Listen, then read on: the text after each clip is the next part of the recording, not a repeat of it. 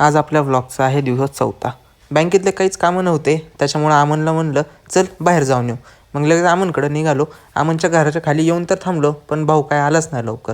म्हणलं ये लवकर बाबा, जाऊ असंच फिरायला। तर म्हणलं ठीक आहे दादा, चल जाऊ। मग आम्ही मेन रोडला आलो तर ट्रॅफिकच लागली, सिग्नल काय आमचा सुटायला तयारच नाही ना म्हणलं तर 5 मिनिट तर थांबलो आम्ही। एकदाचा सिग्नल सुटला आणि निघालो आम्ही। आमच्या इकडं सगळं वन वे चालू आहे, पण कोणत्या अँगलने ट्रॅफिक कमी झालं हेच कळत नाही। मग तिथं वागेश्वर पार्किंग यार्डला एक काम लागलं, त्याला म्हणलं थांब या पार्किंग यार्डमध्ये जाऊ आणि लगेच काम करून येऊ। मग गेलो आतमध्ये, ह्या बसने आम्हाला तरी अडवलंच। पार्किंगमधलं सगळं काम झालं आणि लगेच निघालो। बघा पार्किंग किती मोठी आहे, इथं सगळ्या मोठमोठ्या बस लागतात, म्हणजे नॉर्मल पण लागतात आणि सगळ्या वॉल्वो पण लागतात।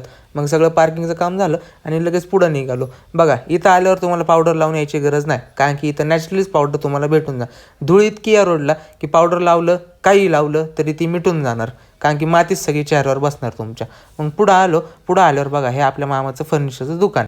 पुढं चहा प्यायला थांबणार होतो आम्ही, पण म्हणलं नको, पुढं जायला उशीर होईल, कारण की आम्ही चाललो होतो तुळापूरला। आमनला बोललो चालव तू गाडी।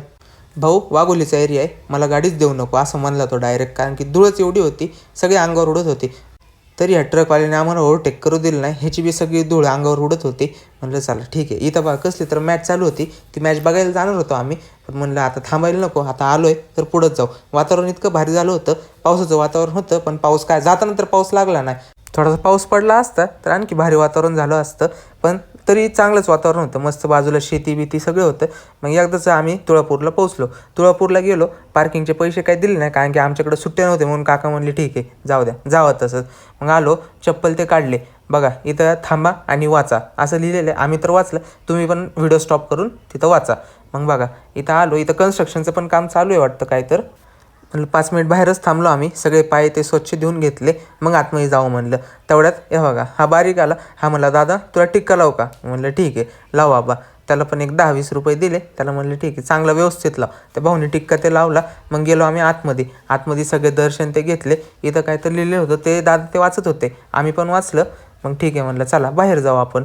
आतमध्ये रेकॉर्डिंग करायला परमिशन नव्हती, त्याच्यामुळे मग बाहेर आलो, एक छोटीशी फक्त क्लिप काढली आणि लगेच बाहेर निघालो। मग खाली आलो आम्ही, खाली बोटिंग ते चालू होती। मग आमनला म्हणलं चल बोटिंगमध्ये बसू आपण। आमन म्हणलं नको बाबा, मला भीती वाटते आणि वरनं पाऊस पडतोय, नको।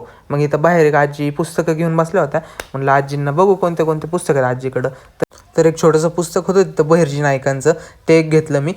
आणखी 2-3 पुस्तकं होते, पण नको म्हणलं आता ते नंतर घेता येईल। मग लगेच पुस्तक ते घेतलं, बिल केलं आणि लगेच निघालो आम्ही। आता भेटूया आपण उद्याच्या व्हिडिओमध्ये।